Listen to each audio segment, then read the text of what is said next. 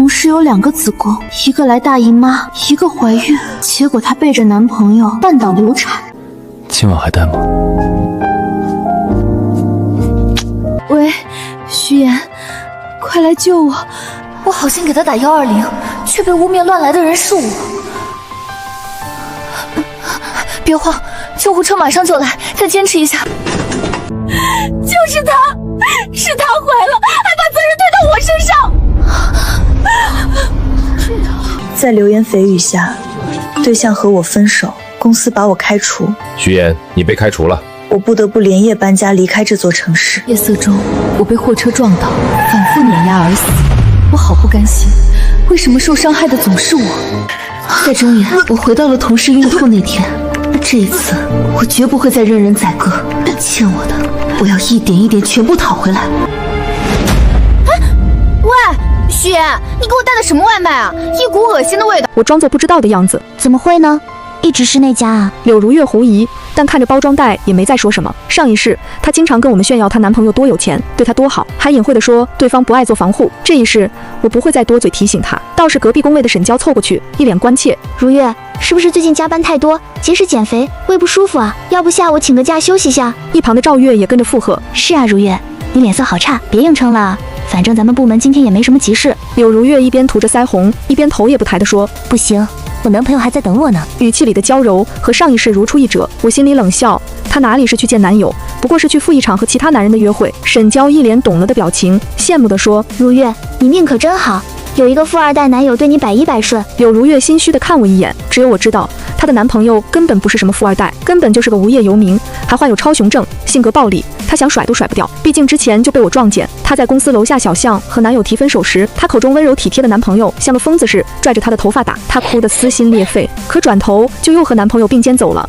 仿佛刚才的暴力从未发生。回来后，柳如月偷偷找到我，哭着祈求我别说出去。我看她哭得可怜，只能答应。她身上的大牌包包、名贵化妆品，从来都不是男友送的，而是其他男人送给她的。孩子的父亲连她都不知道是谁。而柳如月在公司里向来出手大方，经常给沈娇和赵月送口红、香水，俨然一副大小姐做派。两人对她毕恭毕敬，唯命是从。只有我从来不肯收她的任何东西。接收到她心虚的视线，我低下头装作不知。这段时间，柳如月每天下班都要精心化妆出门，估计是钱花完了。上一世凌晨2点，我被电话吵醒，迷迷糊糊接通电话。喂，谁呀？那边传来柳如月虚弱的声音：是我，妍妍，我现在好不舒服，你能来找我吗？我问了地址，告诉他马上就来。等我和医务人员赶到酒店，推开房间，浓烈的烟酒味扑面而来，刺得呛鼻。柳如月在地上哀嚎抽泣，身下一大滩鲜红的血，周围丢着几个用过的小雨伞。我这时候才清醒过来，感到害怕。医生立马给他检测，看他尚有意识，便问他情况。我才知道他和多个男人浴血奋战。到医院后，检查结果更是让人大跌眼镜。报告上显示柳如月双子宫，并且流产了。原来她真的怀孕了，只是另外一个子宫还在生理期出血。柳如月要我不能说出去，否则她男朋友不会放过她。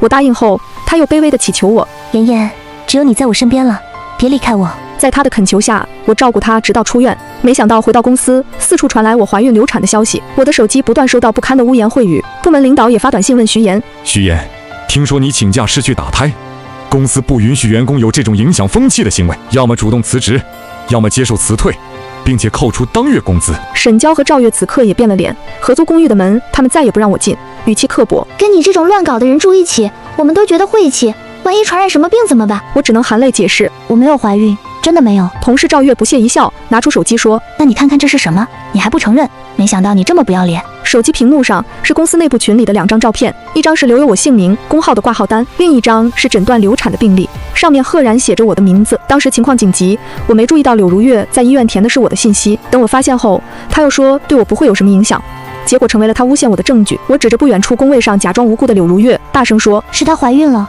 不是我。同事沈娇嗤笑一声：开什么玩笑，如月还在来大姨妈，怎么可能怀孕？赵月鄙夷地说：你流产，如月好心照顾你，你倒好，反过来污蔑她，真是不要脸。我这时才明白柳如月的心如蛇蝎般狠毒，我不知道她为什么非要陷害我。在医院还安慰她，我们不说，别人不会知道流产的事。结果她先发制人，说流产的是我，证据都提前准备好了。我想到了什么，连忙开口：柳如月有2个子宫，所以才能一边怀孕一边来大姨妈。照片截掉了双子宫的诊断结果，2个同事也不相信我，抱着手臂堵在门口。你还能说的再扯一点吗？还2个子宫，你当我们是傻子？说着，两人就把我放在合租公寓里的东西全都扔了出来。碰你的东西都脏了我们的手。说完，关上了宿舍门。我瘫坐在公寓楼下的台阶上，网上的消息传播得很快，路过的人对我指指点点。此时，我收到了我男朋友沈浩明的信息：徐言，你真让我恶心！异地恋开始就背着我乱来，分手吧。随后附上2张图，我连忙发消息解释：不是我没有。结果发送出去，发现已经被删除拉黑了。我点开图片一看，一张是柳如月拍下我在手术室外坐着的照片，另一张是柳如月和沈浩明的聊天记录。妍妍怀孕了，让我陪她去手术。我想了一下，还是决定问问你，毕竟这是一条生命。我和沈浩明根本没有踏出过那一步，他便认定我给他戴了绿帽。想到上一世的遭遇，我眸色暗了暗。记得入职的时候，沈浩明来接我，帮我整理工位。柳如月凑过来，笑着调侃：妍妍，这竟然是你男朋友，好帅啊！然后又主动向沈浩明自我介绍：你好，我是徐妍的同事兼室友，加个微信吧。你的妍妍以后还需要我照顾哦。柳如月吐了吐舌头，看着我说：妍妍，你不会介意吧？柳如月调皮可爱的样子，我男朋友忍俊不禁地笑了。我也没有多想，不会啊，你们家吧。想起这件事，我的心还抽痛，真想给自己一巴掌，让这个绿茶接近了沈浩明。可是他对我的不信任也让我难以接受。于是我给沈浩明发消息：你把柳如月删了吧。那边立马回一个：怎么和同事闹矛盾了？我不知道怎么解释，只是告诉他，反正必须删了。沈浩明发了一个可爱的叹气表情包，说：好啦，宝宝，听你的。然后晒出一张删除好友的截图。我看着这个表情包，只觉得眼熟，没有细想，我果断地把手机开启静音，安然入睡。半夜，我感到一阵强烈的摇晃。妍妍，快醒醒！妍妍，快醒醒！可没有人能叫醒一个装睡的人。我闭着眼又装了一会，才揉了惺忪的眼，起身疑惑地问：干嘛呀？顺手拿出手机看了看，凌晨2点半的时间和一堆柳如月打过来的未接电话。他们这个时候叫醒我，肯定没好事。果不其然，沈娇看到我手机上一堆柳如月的未接电话，没好气地说：你干嘛手机开静音啊？如月给你打那么多电话都不接，搞得把我都吵醒了。我冷笑一声，心里暗道：柳如月出事，你们倒是想起我了。平时拿她好处的时候，怎么没想过有今天？既然你接了，那你处理，我睡了。说完，我翻身继续睡觉，不理会沈娇的气急败坏。没想到沈娇和柳如月还在通话中。柳如月听到我不管她，声音虚弱又着急地说：求你了，徐妍，我真的快痛死了，我害怕，你就来陪陪我吧。我不说话，沈娇直接来拉我下床。我恼了，一把推开沈娇说：要去陪她，你也可以去啊。柳如月本来只想拉我下水，见我一改往日的好说话，在痛感的逼迫下，只能求到沈娇帮忙。沈娇劝我倒是积极，轮到自己一点也不愿意了。我冷笑：她不是有个富二代男友吗？哪里需要我们陪她？沈娇和赵月2个蠢货果然开始劝柳如月：如月，你让你男朋友陪你啊，我们大半夜出去不方便。这2个人果然一如既往的冷漠自私。柳如月那边已经等不及了，可是又不敢让自己男朋友知道，哭着说不行。这一事我原本不想惹麻烦，只想着她独自去医院，看她怎么诬陷别人。可是他们的不依不饶，让我有了新的想法。我告诉沈娇和赵月，要去我们3个人一起去。柳如月男朋友可能有事去不了，你们拿人家那么多好处，不能不管吧？果然，这2个人想到平时收到的包包和化妆品，咬牙同意了。等我们3人赶到时，才打120，和上一世一样的触目惊心，甚至更严重。柳如月已经晕了过去。我悄悄录下视频，拍好照片，而2个同事也明白了是怎么回事，一路沉默。因为柳如月晕倒、挂号办住院那些，我如实填了她的信息，顺手拍照记录。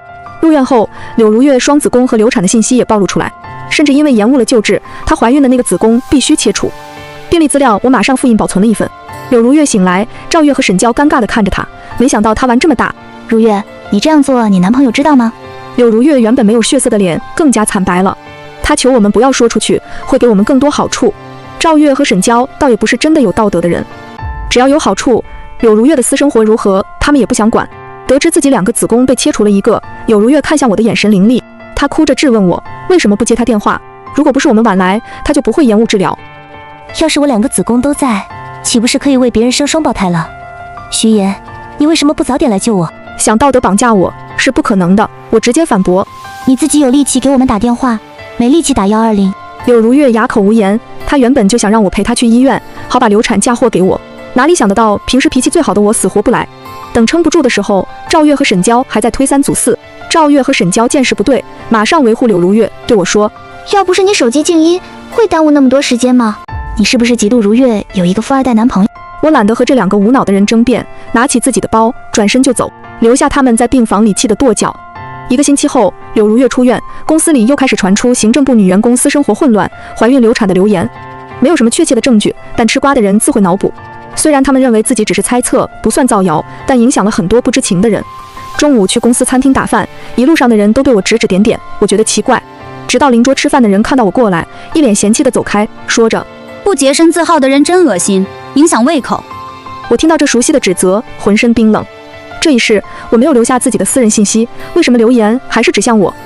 我赶紧打开公司内部群，才发现有人匿名发了几张我在医院的照片，配文：行政部新人，私生活糜烂，多人厮混后怀孕堕胎，太恶心了。有的模糊，但有一张脸拍得很清晰。我的手止不住地发抖。柳如月一出院还是不老实。从角度来看，这些照片肯定是赵月和沈娇偷拍下的。这时候沈浩明给我发来消息，如同上一世对我的责骂：徐言，我真是瞎了眼，才会喜欢你这种女人，你太让我失望了。他还是没有选择相信我，我难过的同时觉得不对劲。我们异地恋，沈浩明居然比我还及时的知道这些情况。我翻着聊天记录，才想起来沈浩明平时和我聊天发的表情包和柳如月常用的一模一样。原来他们两个一直都有联系，我却不知道。伤心了一会儿，我开始反击。我将柳如月的病历和挂号信息甩在公司墙上，顺便把柳如月在酒店和躺在病床上的照片传了上去。配文：真正的留言女主。那个证据更清晰有力，显而易见。群里瞬间安静了下来，紧接着舆论彻底倒戈。柳如月看到消息后，立马找到我，气得浑身发抖，质问徐言：徐言，你为什么要这么做？你就不能放过我吗？难道这些是假的吗？你能造谣我，我当然可以揭露真相。柳如月，你还有多少秘密瞒着大家？你背地里告诉我男朋友这些谣言，你什么居心？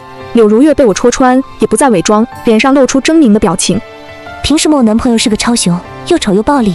而你男朋友帅气多金又温柔，你哪里配得上沈浩明？说实话，他对你早就厌烦了。只有我这么漂亮的女人才能配得上他。徐言，我不会放过你的。原来如此，这也让我看透了沈浩明的真面目。负心多情的人，谁爱要谁要，只怕比起柳如月的男朋友，沈浩明也好不了多少。沈浩明有钱，真是天大的笑话。他连大学学费都是我出的。我的家庭条件还可以，只是一向低调。现在看来，这两个人都装得可以，至少相互瞒住，以为对方真有钱。流言反转后，柳如月彻底成了公司里的笑柄。她不敢再去办公室，每天都躲在合租公寓里，手机铃声不断，全是骚扰电话和同事的质问。她受不了，摔了手机，看向我的眼神像是要把我生吞活剥。我淡然一笑，只有身临其境才能体会我的痛苦。沈娇和赵月因为帮柳如月拍照片、传留言，还帮她代打卡、代写工作报告，也受到了牵连。这天中午回来，两人脸色也不好，向柳如月抱怨：我们帮你代打卡，帮你传照片，结果呢？我们被领导约谈，差点被辞退。这套化妆品你拿回去吧，我们再也不帮你了。是啊，你倒躲在公寓没啥，我们抛头露面却被骂了。沈娇快哭了。原本她长相算可爱一挂，有不少男生追求，出了这件事，好男人都远离她，只剩骚扰男了。毕竟和流言女主角做好朋友的能是什么好人？柳如月知道自己这段时间不能出去，要渡过风头就要靠他们。于是她咬了咬牙，答应给两人办全年的美容卡，还承诺给他们买新手机。这俩双眼放光，连连同意。如月，其实是他们都不了解你才会骂你。对啊，过段时间就好了。柳如月出了血，更不会放过我，又做出一副委屈姿态。我不知道为什么徐言要把那些照片放在网上毁了我。我们只是开个玩笑，徐言却想让我活不下去。看着他们趋炎附势的样子，我只觉得恶心。我不想再和这三个戏精待在一起，于是收拾了东西，搬到了公司附近的另一个公寓。柳如月作妖还没结束，正在上班的我听到一阵躁动，有人大喊：不好了，有人在公司顶楼要想不开，好像是行政部的柳如月，就是那个私生活混乱的女生。她怎么还敢闹这么大？我放下手头的工作，跟了上去，想看看什么情况。天台上，柳如月小脸上挂满泪水，看起来还颇有柔弱凄美的滋味。发生这样的事情，还牵连我的两个同事，我也不想活了。但只想解释一件事情，我是被骗、被强迫的。柳如月身躯摇摇欲坠，楼下已经有心软的女同事替她说话。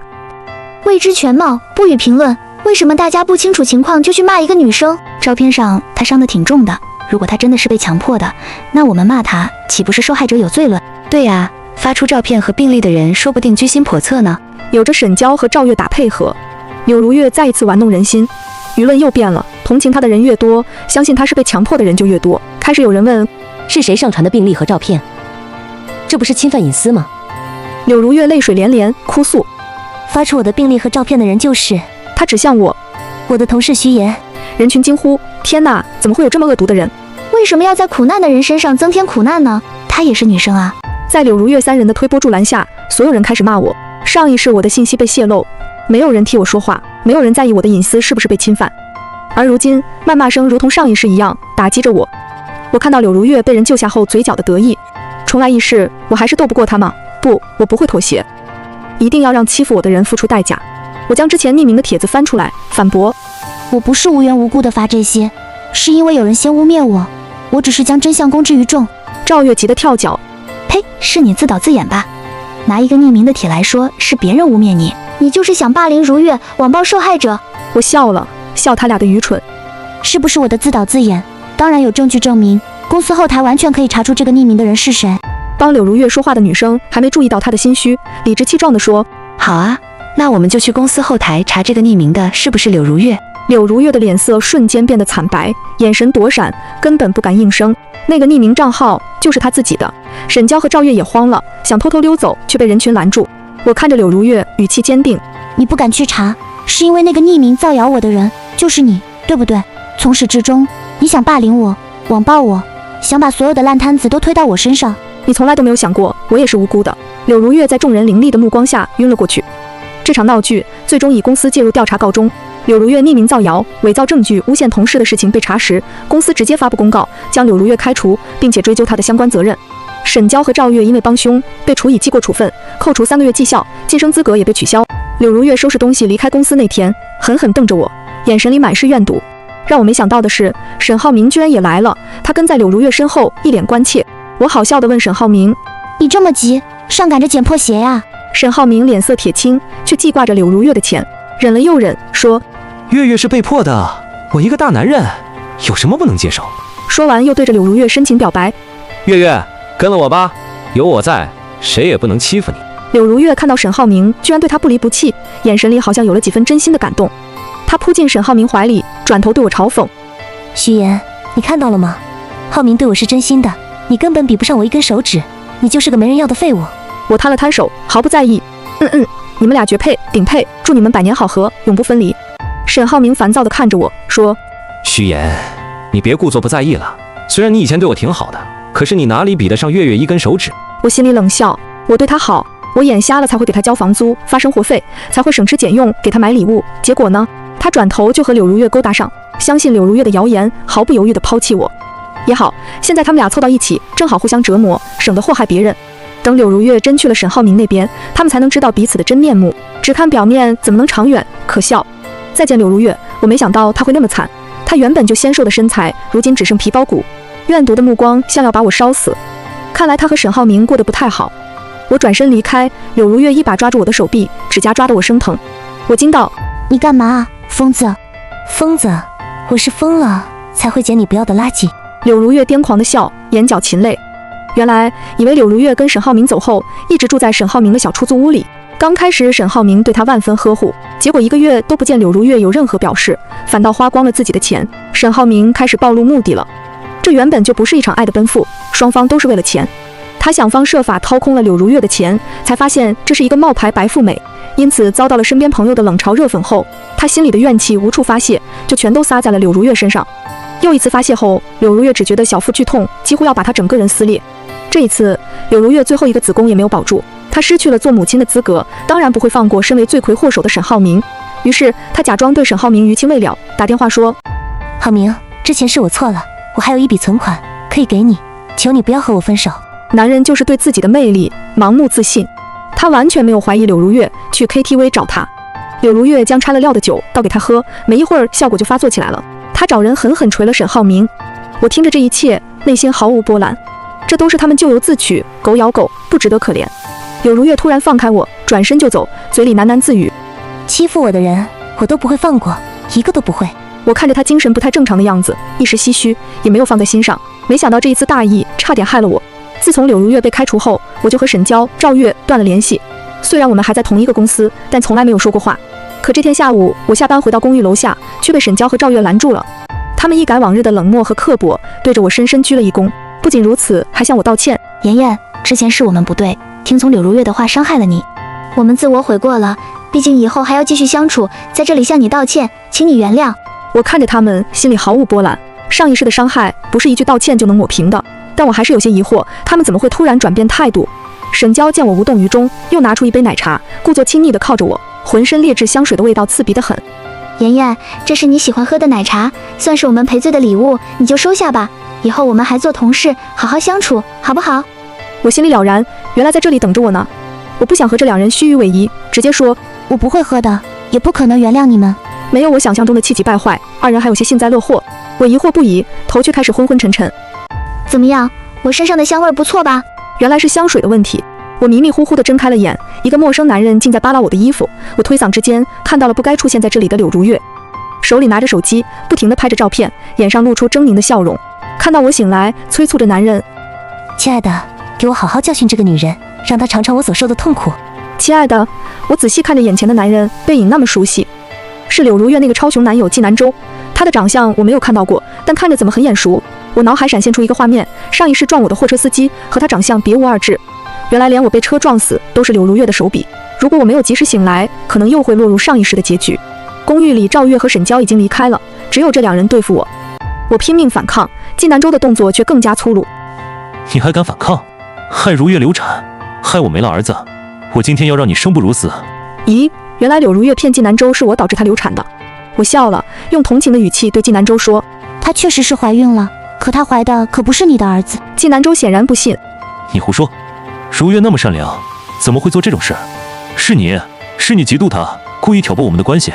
就是你这坏女人，乱搞把自己弄流产了，还嫉妒如月怀孕。要不是为了报仇，我才不愿意碰你。听另外两个同事说，你经常欺负如月，难怪每次我看到她身上都是淤青。我直接拆穿柳如月，那是因为她看上了我的男朋友，所以想和你分手。她身上的伤是和其他男人弄出来的。柳如月害怕事情败露，连忙让男人快些下手。可是柳如月的催促反而激怒了纪南州。宝宝，你怎么能一直催我和别的女生做那事儿？你是不是不爱我？柳如月慌了，连忙解释：不是的，亲爱的，我只是太想为我们的孩子报仇了，我太恨他了。趁二人争执的时候，我摸出手机报了警。为了拖延时间，我告诉纪南州自己说的不是假话。你要是不信，现在就打开手机，搜我们公司的名字，就能看到柳如月的证据。他骗了你这么久，你难道还要帮他吗？柳如月怒视我说：你怎么敢？闭嘴！亲爱的，你相信我。柳如月着急自证，反而引起了纪南州的怀疑。他抢过柳如月的手机，点开一看，虽然他文化不高，但字和图还是能看懂。看完，纪南州眼都红了。我那么相信你，你居然敢骗我！直到柳如月不再动弹的时候，他才停下手。可这时柳如月早已没了呼吸。纪南州瘫软在地上，裤裆湿了一片，散发出一股令人作呕的骚味。他颤抖着手，想要去捂柳如月那张血肉模糊的脸，嘴里语无伦次地念叨：不是我，是你自己撞上来的。不对，是徐岩这个坏女人害的。他猛地抬头，那双充血的眼睛死死盯着我，像是要把我生吞活剥。是你故意激怒我，你这个毒妇！他咆哮着向我扑来，那架势仿佛要和我同归于尽。我早有准备，在他起身的瞬间，抓起手边的台灯，狠狠砸向他的膝盖。啊！纪南州惨叫一声，重重跪倒在地。就在这时，门外传来了急促的脚步声和警笛声。原来我在报警时特意开启了定位和录音功能，并没有挂断电话。警察冲进来的时候，看到的就是这样一幅场景：柳如月倒在血泊中，早已没了声息。纪南州满身是血的跪在地上，而我虽然脸颊红肿，但神志清醒地站在一旁。不许动！警察！纪南州被当场制服，他还在疯狂地挣扎，大喊着：是他杀了人，是徐岩杀了柳如月，你们抓他！负责此案的警官冷冷地看了他一眼，亮出了手铐。纪南州，你涉嫌故意杀人罪，现在依法对你进行逮捕。你有权保持沉默，但你说的每一句话都将成为呈堂证供。我被带去做了笔录，面对警察，我没有任何隐瞒，将柳如月如何陷害我，如何勾结赵月、沈娇给我下药，以及纪南州如何闯入宿舍企图害我的过程，一五一十地说了出来。当然，我也提交了之前录下的柳如月承认自己陷害我的视频，以及这一次纪南州杀人的全程录音。铁证如山，纪南州数罪并罚，一审被判处死刑。他在法庭上听到判决时，直接吓尿了裤子，那副永不停止的狂躁在死亡面前瞬间化为了最卑微的乞怜。但法律不会饶恕恶魔，而赵月和沈娇作为帮凶，虽然没有直接参与杀人，但涉嫌造谣诽谤以及其他罪行。面对柳如月惨死的现实和纪南州被判死刑的恐惧，这两人心理防线彻底崩溃。还没等警察找上门，他们就主动去自首了，并把柳如月之前如何策划陷害我的所有细节都抖了出来。鉴于他们有自首情节，且未造成我实质的身体侵害，公司给予了他们开除处分，并且将他们的不良记录记入行业档案。这意味着他们这辈子再也无法在这个行业立足，其他的路几乎也是断了。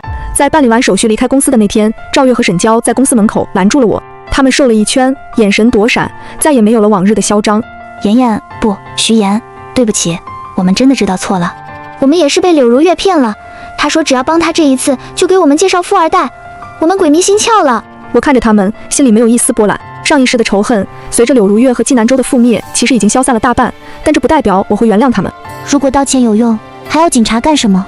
我平静地看着他们，语气冷淡却坚定。你们的道歉应该留给那些被你们霸凌过的人，而不是我。我不需要你们廉价的悔恨，我只需要你们这辈子都活在良心的不安里，这就够了。说完，我绕过他们，头也不回地走进了公司。身后传来他们压抑的哭声，但我没有回头。有些人注定只是生命中的过客，而且是不怎么美好的过客，而那些打不倒你的，终将使你更强大。全文完。